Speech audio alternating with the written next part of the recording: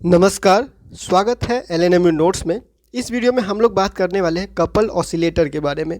Syllabus के हिसाब से सेमेस्टर 2 फिजिक्स के सिलेबस के हिसाब से कपल ऑसिलेटर में आपको जो है वो कपल पेंडुलम पढ़ना है और कपल पेंडुलम में जो है वो नॉर्मल मोड एंड वाइब्रेशन वगैरह जो है वो टॉपिक आपको जो है वो पढ़ना है। तो हम लोग उसी को देखते हुए इस वीडियो को जो है वो 2 पार्ट में डिवाइड कर रहे हैं। इस वीडियो को 2 पार्ट में कंप्लीट करेंगे। पहला पार्ट जो है वो इक्वेशन ऑफ मोशन तक रहेगा। दूसरे पार्ट में हम लोग जो है वो नॉर्मल मोड क्या होता है, नॉर्मल मोड या फिर जो है वो कोऑर्डिनेट्स या फ्रीक्वेंसी या in phase mode, out phase mode, ये सारा चीज़ जो है वो हम लोग नेक्स्ट वीडियो में डिस्कस करेंगे। तो कपल ऑसिलेटर होता क्या है? तो अभी तक हम लोगों ने जो सिस्टम पढ़ा, जो अभी तक हम लोगों ने मैकेनिकल सिस्टम पढ़ा, जो एग्जांपल लिया स्प्रिंग मास सिस्टम का, पेंडुलम का, ये सारा चीज़ ये सारे सिस्टम के पास 1 डिग्री ऑफ फ्रीडम है, 1 डिग्री ऑफ फ्रीडम है जो है, ठीक है, ऐसा हम लोग जो है कह सकते हैं 1 डिग्री ऑफ फ्रीडम है।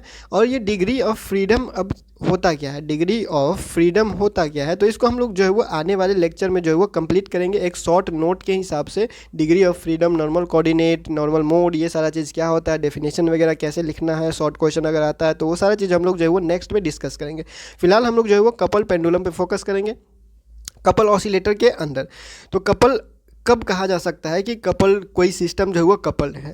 तो जब क्या है यहाँ पे जो लिखा हुआ है, when the motion of one oscillating system influences another the two are said to be coupled. जब एक ऑसिलेटिंग सिस्टम है उसके मोशन से जो है वो दूसरा ऑसिलेटिंग सिस्टम भी इन्फ्लुएंस हो रहा है या अफेक्ट हो रहा है किसी तरह से, तो उन दोनों को हम लोग बोल सकते हैं कपल्ड है, ठीक है। जैसे कि एक बॉडी ले लीजिए, कोई भी सॉलिड बॉडी ले लीजिए जिसमें क्या होता है, एटम एक दूसरे के साथ एटम क्या होता है, ऐसे अटैच्ड होता है, ठीक है। एक दूसरे के साथ मान लीजिए एटम जो है वो ऐसे अटैच्ड है। तो अब क्या करेगा, अगर एक एटम, कोई भी एक एटम मान लीजिए, कोई भी एक एटम क्या है, वाइब्रेट कर रहा है अपने मीन पोजीशन पे। ये मान लीजिए कोई एक एटम है जो वाइब्रेट करेगा अपने मीन पोजीशन पे, और उसके वाइब्रेशन के वजह से उसके आस पड़ोस में जो एटम है, उसके पड़ोस में, आस पड़ोस अगल बगल में जो एटम है वो भी क्या करेगा, अफेक्ट, उस पर भी कुछ अफेक्ट करेगा, वो भी उसके मोशन पे भी कुछ अफेक्ट पड़ेगा। तो इस ऐसे केस में हम लोग बोल सकते हैं कि ये जो सॉलिड बॉडी के अंदर जो एटम है वो क्या है, एक दूसरे के साथ कपल्ड है, एक दूसरे के साथ क्या है, कपल्ड है, ठीक है। ऐसा ही केस हम लोग को नेचर में ज़्यादातर देखने को मिलता है, और ज़्यादातर जितना भी हम लोग देखते हैं वो कपल्ड ऑसिलेशन के रूप, कपल ऑसिलेशन का ही रूप है। कपल ऑसिलेटर ही हम लोगों को चारों तरफ लगभग जो है वो देखने को मिलता है। अगर हम लोग एग्जाम्पल का बात करें तो देखिए, पहला एग्जाम्पल हम लोग जो है वो यहाँ पे हम लोगों ने पहला एग्जाम्पल लिखा हुआ है, 2 पेंडुलम क्या है एक दूसरे के साथ अटैच कर दिया है यहाँ से स्प्रिंग की सहायता से। दूसरा हम लोग के पास जो एग्जाम्पल है कपल ऑसिलेटर के रूप में, ये हमारे पास क्या है कि ये देखिए, यहाँ तक एक ऑसिलेटर है, यहाँ तक एक ऑसिलेटर है, और दोनों ऑसिलेटर को क्या कर दिया है, दोनों ऑसिलेटर को क्या कर दिया है, यहाँ पे हम लोगों ने एक स्प्रिंग से अटैच कर दिया है। तो ये हो गया कपल्ड ऑसिलेटर, ये क्या हो गया, कपल्ड ऑसिलेटर, दोनों को क्या कर दिए, कपल्ड कर दिए। और यहाँ पे ये क्या है, एलसी सर्किट है, ये क्या है, एलसी सर्किट है, और 2 एलसी सर्किट जो है वो ऐसे हम लोगों ने क्या कर दिया है, कपल्ड कर दिया है। तो कपल ऑसिलेटर को अगर लिखना हो तो कैसे लिख सकते हैं, कपल ऑसिलेटर होता क्या है, तो जब 2 या 2 ऑसिलेटर, 2 या 2 से ज़्यादा ऑसिलेटर, जब 2 या 2 से ज़्यादा ऑसिलेटर कुछ ऐसे लिंक कर दिया जाए कि उन दोनों के बीच में एनर्जी ट्रांसफ़र हो, उन दोनों के बीच में एनर्जी एक्सचेंज होता है, एनर्जी एक्सचेंज होने लगेगा, तो उस केस में हम लोग बोल सकते हैं जो सिस्टम है दोनों के बीच में जो जब एनर्जी ट्रांसफ़र हो रहा है तो जो सिस्टम है वो क्या है, कपल ऑसिलेटर है, ऐसा हम लोग जो है वो बोल सकते हैं। तो कपल है, 2 सिस्टम को कपल्ड कर दिया, और एक सिस्टम के ऑसिलेशन की वजह से दूसरा सिस्टम भी अफेक्ट कर रहा है, तो उस केस में दोनों जो है वो कपल ऑसिलेटर हो गया। और ये ऐसा जो कपल ऑसिलेटर है उसको हम लोग जो है, उसके पास क्या होता है, इससे ऐसा जो सिस्टम है उसके पास होता है 2 डिग्री ऑफ फ्रीडम, उसके पास होता है 2 डिग्री ऑफ फ्रीडम। अब डिग्री ऑफ फ्रीडम को तो हम लोग बाद में अच्छे से एक्सप्लेन करेंगे ही। अब हम लोग बात करते हैं ऐसा ही एक एग्जाम्पल के रूप में जो हम लोग ले रहे हैं 2 कपल पेंडुलम, 2 कपल पेंडुलम एक एग्जाम्पल के रूप में ले रहे हैं जो आपके सिलेबस में भी है, और आगे हम लोग को जो है वो यही चीज़ डिस्कस करना है। तो 2 कपल पेंडुलम लेंगे, सबसे पहले फिगर को समझ लेंगे, उसके बाद हम लोग जो है वो इक्वेशन लिखेंगे। तो देखिए यहाँ पे जो हम लोग के पास फिगर है, ये एक क्या है, रिजिड वॉल समझ लीजिए इसको, एक रिजिड वॉल है जिससे हम लोगों ने क्या किया है, एक ये पेंडुलम है और एक ये पेंडुलम है, दो पेंडुलम को लटका दिया है और दोनों पेंडुलम क्या है, एक स्प्रिंग से अटैच कर दिया गया है, कनेक्ट कर दिया गया है, दोनों को जो है वो एक स्प्रिंग से क्या कर दिया है, कनेक्ट कर दिया गया है। ये ए पेंडुलम है, ये है बी पेंडुलम, ये ए पेंडुलम है और ये है बी पेंडुलम, और हमारे पास एल लेंथ है स्ट्रिंग का, ये जो जिस चीज़ से लटकाया गया है, चाहे आप इसको रॉड बोलिए या फिर धागा बोलिए, कुछ भी बोलिए, तो यहाँ पे जो भी जिस चीज़ से लटकाया गया है उसका लेंथ क्या है, एल। ठीक है, तो यहाँ पे लेंथ ऑफ द पेंडुलम भी एल जो है इस तरह से भी बोल सकते हैं। ये भी एल है, ये भी एल है, दोनों सेम है, दोनों हर चीज़ में सेम है। ठीक है, मास भी दोनों का सेम है, मास भी दोनों का सेम है। और यहाँ पे जो स्प्रिंग कांस्टेंट है या फोर्स कांस्टेंट वो है के। इतना तक हम लोग जो है वो समझ लिए। और ये जो पोजीशन है ये है इक्विलिब्रियम पोजीशन, यानी कि ये जो इसका मीन पोजीशन है, यानी कि ये रेस्ट में, ये सिस्टम क्या है, रेस्ट में, ये ऑसिलेटिंग सिस्टम क्या है, यहाँ पे रेस्ट में है। अब क्या करेंगे, हम लोगों को करवाना है ऑसिलेशन, और ऑसिलेशन करवाने के लिए हम लोगों को करना पड़ेगा इस सिस्टम को डिस्टर्ब, तभी तो जाके ये कुछ ऑसिलेशन करेगा। तो ऑसिलेशन को डिस्टर्ब करने के लिए हम लोग क्या करेंगे, मान लीजिए किसी एक पेंडुलम को हम लोग क्या करते हैं, इस तरफ जो है वो खींच के लेके आए और हम लोग क्या कर दिए, इसको छोड़ दिए। तो खींच के लेके आए इधर, फिर हम लोग जो है वो इस तरफ छोड़ दिए, तो ये क्या करेगा, ऑसिलेट करना स्टार्ट करेगा, कभी इधर कभी इधर कभी इधर। ठीक है, ये क्या करेगा, ऑसिलेट करना स्टार्ट करेगा। तो जो ऑसिलेट करना स्टार्ट करेगा तो ये कुछ डिस्प्लेसमेंट पे जाएगा और ये भी कुछ डिस्प्लेसमेंट पे जाएगा, ये कुछ डिस्प्लेसमेंट पे जाएगा, ये भी कुछ डिस्प्लेसमेंट पे जाएगा। तो जो डिस्प्लेसमेंट है ए का जो डिस्प्लेसमेंट है उसको हम लोग x1 मान लिए, और बी का जो डिस्प्लेसमेंट है उसको हम लोग x2 मान लेते हैं। ठीक है, जो कि यहाँ नेक्स्ट फिगर में जो है वो दिखा दिया गया है। तो देखिए यहाँ पे हम लोगों ने क्या किया है, ए का जो डिस्प्लेसमेंट हुआ इसके मीन पोजीशन से, उसको हम लोगों ने क्या कर दिए, x1 मान लिए, और बी का जो डिस्प्लेसमेंट हुआ, बी पेंडुलम का जो डिस्प्लेसमेंट हुआ उसको हम लोगों ने क्या ले लिया है, x2 ले लिया है। ठीक है, अब क्या करेंगे, इस पर फोर्स कैलकुलेट करेंगे कि फोर्स लग कितना रहा है, तभी तो जाके हम लोग को इक्वेशन ऑफ मोशन मिलेगा। तो फोर्स अगर कैलकुलेट करना है तो जो पेंडुलम है, हमारे पास दो पेंडुलम है, ये एक पहला पेंडुलम दूसरा पेंडुलम, दोनों अलग अलग अगर हम लोग मान के चले, फोर्स कैलकुलेट करना आसान रहेगा। तो मान लीजिए कि ये पेंडुलम जो भी है हमारे पास, ए पेंडुलम, अभी सिर्फ हम लोग जो है वो ए पेंडुलम के ऊपर फोकस करेंगे, उसके बाद बी के ऊपर। तो जैसा ए पेंडुलम के ऊपर लगेगा ठीक वैसा ही बी पेंडुलम के ऊपर।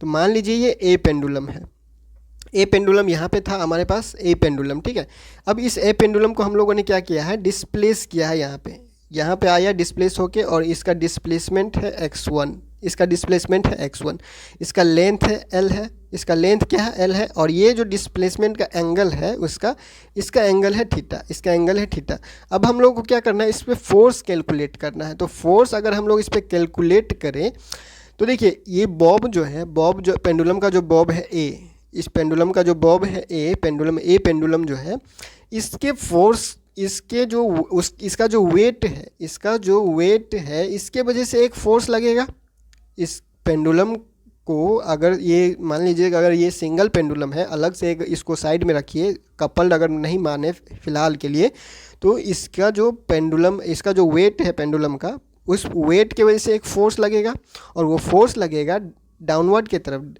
वर्टिकली डाउनवर्ड की तरफ। ये क्या करेगा, वेट की वजह से इसका फोर्स लगेगा, तो फोर्स वेट की वजह से जो हो जाएगा वो हो जाएगा mg। ठीक है, mg फोर्स हो जाएगा हमारे पास। और एक और फोर्स जो लग रहा है, ये mg का क्या होगा, दो कंपोनेंट होगा हमारे पास। ठीक है, यहाँ पे जो फोर्स लग रहा है वो फोर्स हमारे पास लग रहा है mg का। अगर हम लोग इस पेंडुलम को अलग से ले लें, ठीक है, इस पेंडुलम को अगर हम लोग अलग से ले लें, तो अगर मान लीजिए कि ये पेंडुलम ऐसे जो है वो लटका हुआ था, इसको हम लोगों ने क्या किया, डिस्प्लेस किया, ये डिस्प्लेस होके यहाँ पे आया, इसका जो एंगल है इन दोनों के बीच में, जो मीन पोजीशन का एंगल है और जो डिस्प्लेस पोजीशन का एंगल है, उसके बीच का एंगल है थीटा हमारे पास। ठीक है, और ये जो डिस्प्लेसमेंट हुआ है उसको हम लोगों ने x1 माना हुआ है, और इसका लेंथ है, स्ट्रिंग का लेंथ है l, और ये mg फोर्स लगेगा इस बॉब की वजह से, इस बॉब की वजह से mg फोर्स लगेगा। और इस mg फोर्स का दो कंपोनेंट होगा, एक कंपोनेंट होगा इस डायरेक्शन में और दूसरा कंपोनेंट होगा इस डायरेक्शन में। तो इस बॉब के ऊपर जो फोर्स लग रहा है इस डायरेक्शन में और इस डायरेक्शन में, वो क्या होगा, एक होगा mg cos थीटा और दूसरा होगा mg sin थीटा। ये होगा mg cos थीटा और ये होगा mg sin थीटा और ये है mg। तो इस mg फोर्स का इस वेट के वजह से, बॉब के वेट की वजह से, यानी कि पेंडुलम के वेट की वजह से मान लीजिए कि जो फोर्स लग रहा है वो है mg, वे इसका वेट के वजह से।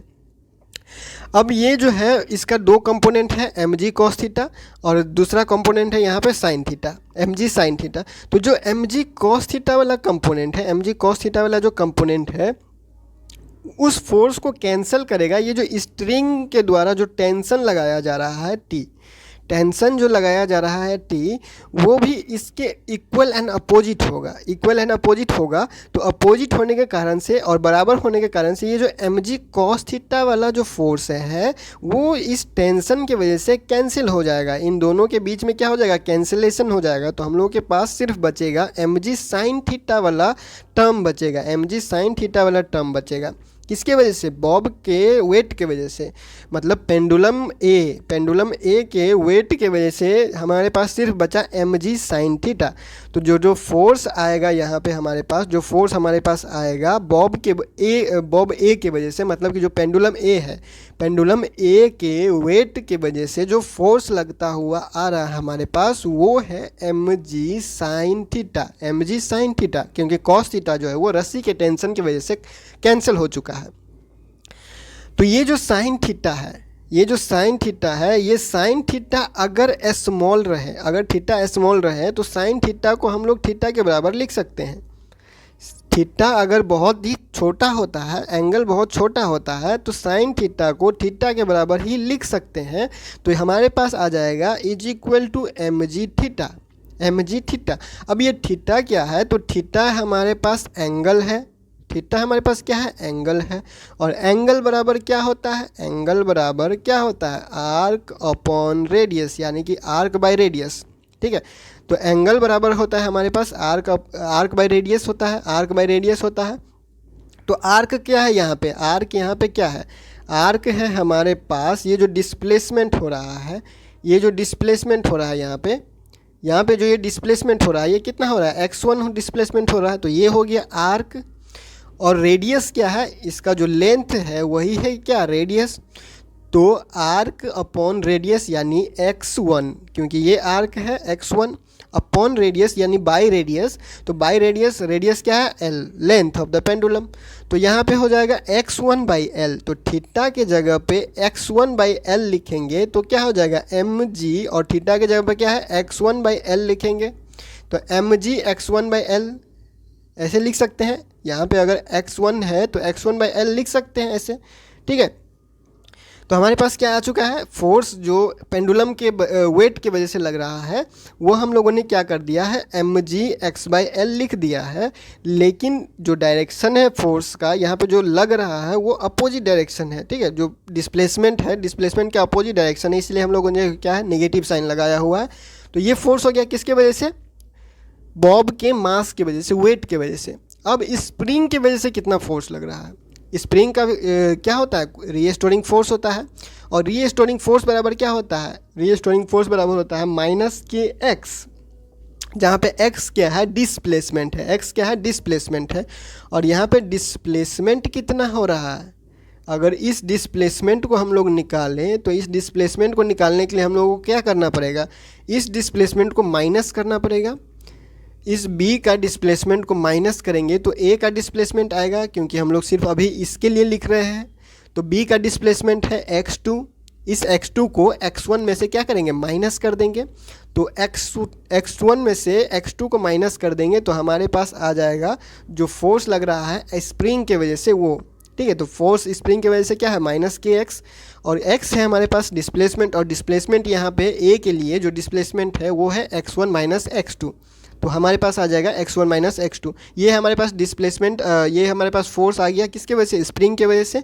और ये हमारे फोर्स आ गया वेट की वजह से, बॉब का वेट की वजह से, जो पेंडुलम का वेट है उसकी वजह से, ए का वेट की वजह से। ठीक है, तो अब नेट फोर्स कितना होगा, नेट फोर्स कितना होगा, तो नेट फोर्स दोनों का सम हो जाएगा, दोनों को प्लस करेंगे, दोनों को ऐड कर देंगे तो नेट फोर्स हो जाएगा। तो दोनों को क्या कर दिए, ऐड कर दिए, दोनों को क्या कर दिए, ऐड कर दिए, ये हो जाएगा minus m g x one by l, minus m g x one by l, और प्लस यहाँ पे करेंगे तो प्लस माइनस तो माइनस ही हो जाएगा, क्योंकि यहाँ पे निगेटिव तो पहले से है, तो ये हो जाएगा निगेटिव ऑफ क्या हो जाएगा, के और x one minus x two, x one minus x two, इतना हो गया किसके लिए, ए के लिए। नेट फोर्स जो ए के लिए है, ए पेंडुलम पे एक्ट कर रहा है, वो हमारे पास इतना आ चुका है। तो सिमिलरली बी के लिए भी हम लोग लिख सकते हैं, ए के लिए अगर हम लोग निकाल चुके हैं तो सिमिलरली बी के लिए निकालेंगे, लेकिन बी के केस में क्या होगा, ये जो डिस्प्लेसमेंट है x1 के जगह पे x2 आ जाएगा, x1 के जगह पे x2 डिस्प्लेसमेंट आ जाएगा, और ये वाला जो केस है x1 माइनस x2 जो स्प्रिंग का डिस्प्लेसमेंट है, स्प्रिंग वाला केस में स्प्रिंग जो फोर्स है उसके वजह से जो यहाँ पे डिस्प्लेसमेंट है, इसमें क्या किया हुआ है, x1 में से हम लोग a का डिस्प्लेसमेंट में से b का डिस्प्लेसमेंट माइनस किया है, क्योंकि हम लोग a के लिए निकाल रहे थे। अब b के लिए निकाल रहे हैं तो b के डिस्प्लेसमेंट में से a का डिस्प्लेसमेंट माइनस करेंगे तो b का डिस्प्लेसमेंट हमारे पास बचेगा। सिंपल सा लॉजिक है। तो यही इसी की वजह से हमारे पास जो पहला और दूसरा इक्वेशन आया है, ये है हमारे पास क्या, नेट फोर्स जो एक्ट कर रहा है a के ऊपर और बी के ऊपर, ए पेंडुलम के ऊपर जो नेट फोर्स एक्ट कर रहा है वो हमारे पास इतना निकल के आ चुका है, और बी के ऊपर जो नेट फोर्स एक्ट कर रहा है वो हमारे पास इतना निकल के आ चुका है। अब हम लोग क्या करेंगे, अब हम लोग करेंगे इक्वेशन ऑफ मोशन लिखना है, तो न्यूटन्स लॉ के हिसाब से, न्यूटन्स लॉ के हिसाब से जो मोशन है, इक्वेशन है, फोर्स बराबर क्या होता है, फोर्स बराबर होता है मास इनटू एक्सेलरेशन। तो इस फोर्स के जगह पे हम लोग मास इनटू एक्सेलरेशन लिखेंगे, तो मास हो गया m, और एक्सेलरेशन को कैसे लिखते हैं, double differentiation of displacement, double differentiation of displacement with respect to time. तो हम लोग ऐसे जो है वो एक्सेलरेशन तो लिखते ही हैं, तो इस फोर्स के जगह पे वही चीज़ लिखेंगे, फिर इस फोर्स के जगह पे भी वही चीज़ लिखेंगे। क्या हो जाएगा, इस केस में डिस्प्लेसमेंट है x1, तो यहाँ इस फोर्स के जगह पे हो जाएगा m इंटू, ये तो हो गया मास, और mass into double differentiation of x1 with respect to time. फिर इस केस में क्या हो जाएगा, x2 का double differentiation with respect to time into m तो रहेगा ही, ठीक है, और बाकी इक्वेशन वही रहेगा, बाकी इस साइड का जो चीज़ है, इस साइड का जो चीज़ है, बाकी जो है वो इक्वेशन वैसे का वैसे ही रहेगा, बस f के जगह पे हम लोगों ने न्यूटन्स लॉ के हिसाब से ये लिख दिया है। अब क्या किया गया है, इस इक्वेशन को m से डिवाइड कर दिया गया है, इस इक्वेशन को m से डिवाइड कर दिया गया है, तो इसको m से डिवाइड करेंगे तो m से m कैंसिल हो जाएगा, फिर यहाँ पे भी m से m कैंसिल हो जाएगा, यहाँ पे हो जाएगा k/m, बाकी चीज़ वैसे का वैसे ही रहेगा। यहाँ से m हट चुका है, यहाँ से m हट चुका है, यहाँ पे m आ चुका है। अब क्या कर रहे हैं, ये तो हम लोगों ने लिखा x1 डिस्प्लेसमेंट यानी a के लिए, ये इक्वेशन क्या हो गया a के लिए, और b के लिए सिमिलरली वो इक्वेशन लिखेंगे, बस x1 के जगह पे x2 आ जाएगा, x1 के जगह पे x2 आ जाएगा, और ये डिस्प्लेसमेंट तो जैसा उसके लिए है उल्टा उसके लिए है, ठीक है। तो ये हमारे पास आ गया a के लिए इक्वेशन ऑफ मोशन, b के लिए इक्वेशन ऑफ मोशन। इसको हम लोग आगे फर्दर भी क्या करेंगे, एक्सपेंड करेंगे। एक्सपेंड कैसे करेंगे, तो इसको अगर हम लोग ये जो g/l है, इस g/l को अगर हम ओमेगा स्क्वायर लिख दे, ये जो g/l है इस g/l को ओमेगा स्क्वायर लिख दे, तो ये इक्वेशन क्या हो जाएगा, माइनस ओमेगा स्क्वायर x1 और माइनस ओमेगा स्क्वायर x2, ठीक है। तो इन दोनों को हम लोग ऐसे भी लिख सकते हैं, इन दोनों को हम लोगों ने क्या किया, ऐसे लिख दिया, ओमेगा स्क्वायर बस आ चुका है, और बाकी का इक्वेशन सेम है और ज़्यादा कुछ इसमें नहीं किया गया है। अब देखिए, अब क्या करेंगे, अगर ये जो माइनस वाला टर्म है इसको हम लोग इस तरफ भी लेके आ सकते हैं, ये माइनस वाला टर्म को अगर हम लोग इस तरफ लेके आ सकते हैं, इस माइनस वाला टर्म को अगर हम लोग इस तरफ लेके आ जाए तो ये क्या हो जाएगा, प्लस ओमेगा स्क्वायर x1, और ये हो जाएगा प्लस ओमेगा स्क्वायर x2, और ये वाला टर्म राइट हैंड साइड में रहेगा, ये वाला टर्म राइट हैंड साइड में ही रहेगा, हम लोग सिर्फ इसको इस तरफ लेके आ रहे हैं, ठीक है। तो इसको हम लोग क्या कर दिए, इसको इस तरफ लेके आ चुके हैं, ठीक है। तो ये जो इक्वेशन हमारे पास आया है, अब इक्वेशन 5 और इक्वेशन 6 इसको हम लोग जो है वो नाम दे देते हैं। ये है a के लिए equation of motion, pendulum a है उसके लिए इक्वेशन ऑफ मोशन, ये पेंडुलम b के लिए इक्वेशन ऑफ मोशन, ये है पेंडुलम b के लिए इक्वेशन ऑफ मोशन। इसमें देखने वाला बात ये है कि ये जो इक्वेशन ऑफ मोशन हमारे पास निकल के आ रहा है, या फिर ये डिफरेंशियल इक्वेशन जो निकल के आ रहा है, इस डिफरेंशियल इक्वेशन को अगर हम लोग कंपेयर करें सिंपल हार्मोनिक मोशन के डिफरेंशियल इक्वेशन के जैसा, अगर हम लोग सिंपल हार्मोनिक मोशन के इक्वेशन के जैसा उसके साथ अगर कंपेयर करें तो सिंपल हार्मोनिक मोशन है हमारे पास double differentiation of displacement with respect to time plus omega square x is equal to 0, d square x by d t square plus omega square x is equal to 0।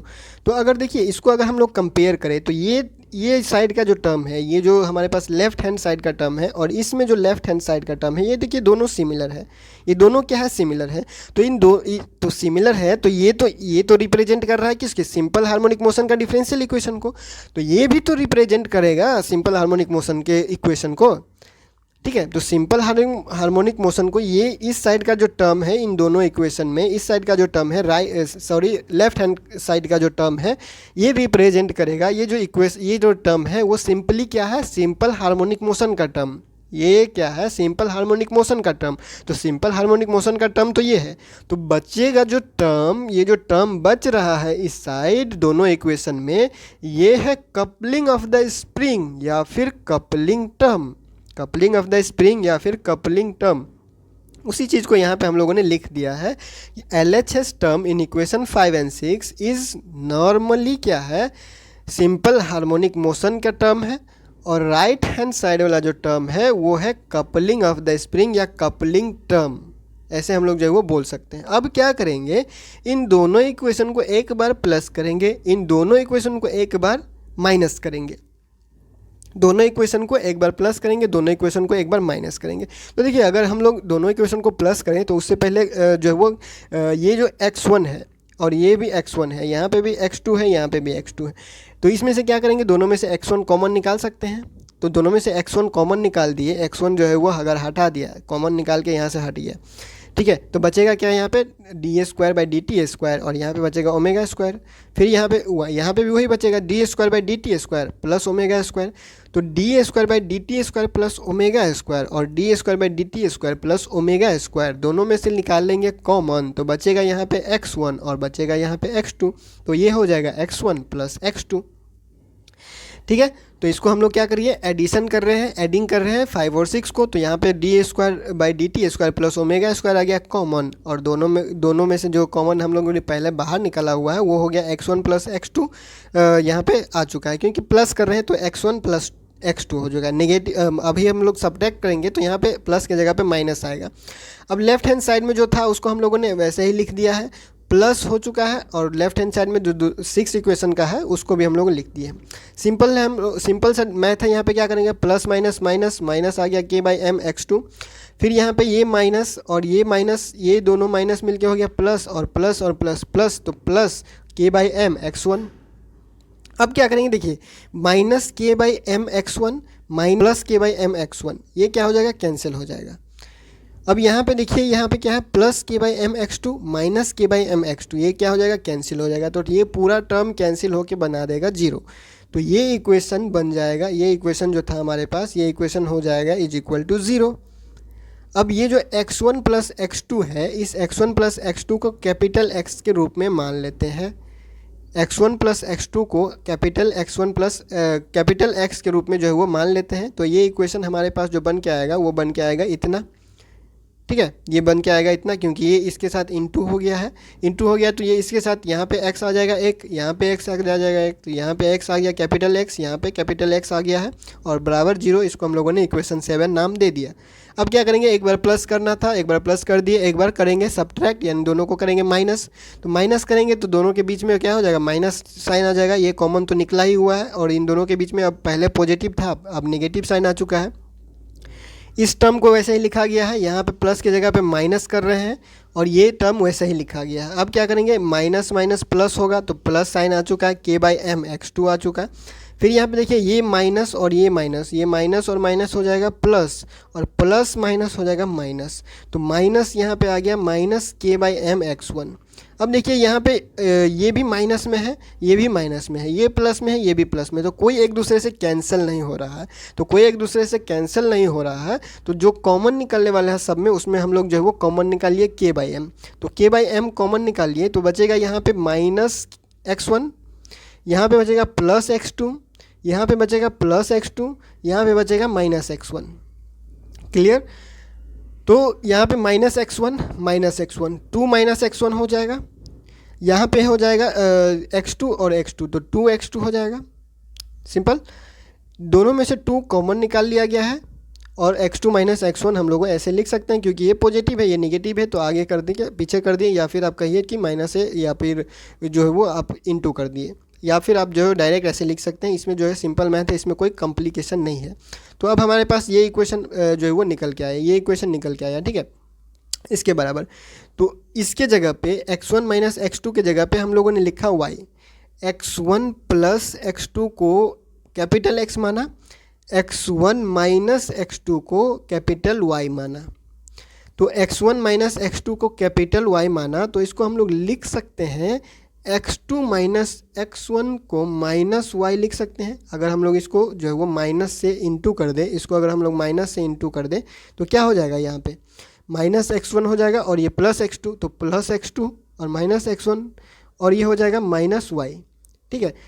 तो x2 - x1 के जगह पे -y लिख सकते हैं, x2 - x1 के जगह पे -y लिख सकते हैं। तो इसके जगह पे हम लोगों ने क्या किया है, -y लिखा हुआ है, तो 2k/m तो है ही, और ये -y आ चुका है।